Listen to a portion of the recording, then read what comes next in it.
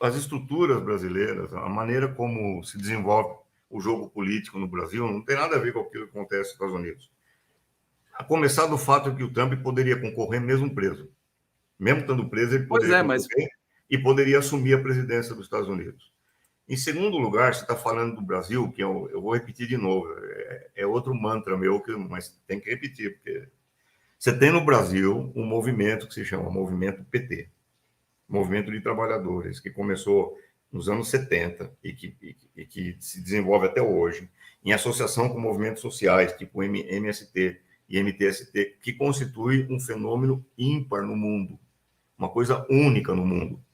Foi esse movimento de base, movimento social, que impediu a vitória do fascismo no Brasil. Esse movimento. Apesar dos parlamentares do PT, apesar dos deputados do PT, do senador, apesar do republicanismo do PT, foi esse movimento que impediu a vitória do fascismo no Brasil. Você não tem um movimento igual esse nos Estados Unidos, nem de longe. Então, você está falando de coisas diferentes. Ao mesmo tempo, você tem nos Estados Unidos, e de novo eu pergunto, cadê a imprensa para falar disso? Vou te dar um dado só para você ter uma ideia do tamanho da tragédia hoje nos Estados Unidos. Nos últimos 12 meses, só nos últimos 12 meses, nos Estados Unidos, aumentou em 40% o percentual de famílias que estão sendo despejadas de suas casas por falta de pagamento da dívida. 40%, um aumento de 40%.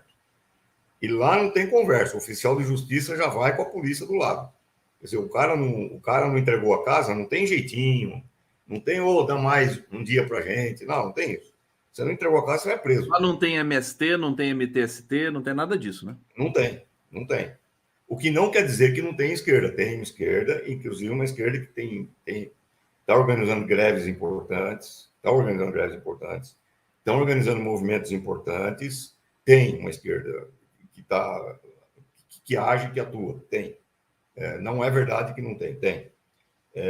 Mesmo o Bernie Sanders, quando fez a candidatura dele nas últimas eleições, ele conseguiu uma rede de comitês pela democracia em apoio à candidatura dele, que foi um negócio impressionante. Milhões de jovens, principalmente, se associaram à candidatura dele, mostrando que existe nos Estados Unidos digamos, uma panela de pressão prestes a explodir.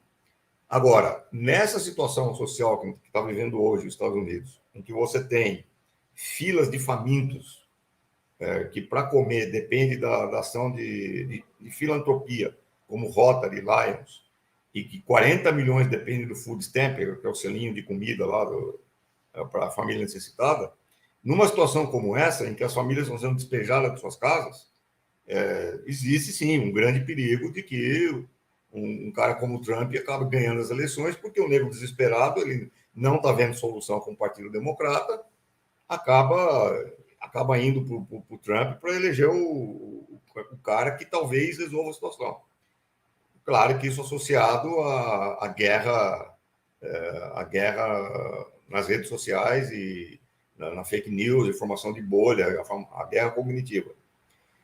Bom, se o Trump ganhar, a coisa muda muito aqui no Brasil, né?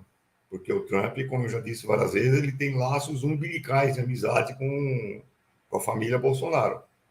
E o Steve Bannon, que é o braço direito do Trump, já declarou que o Eduardo Bolsonaro é o candidato preferencial dele para as próximas eleições. Então, aí você tem aqui no Brasil, então você tem um laço umbilical entre o Trump, se ele ganhar lá na Casa Branca, o próximo presidente dos Estados Unidos, e a família Bolsonaro. Isso é perigosíssimo, né? Porque mesmo que não seja um Bolsonaro a concorrer,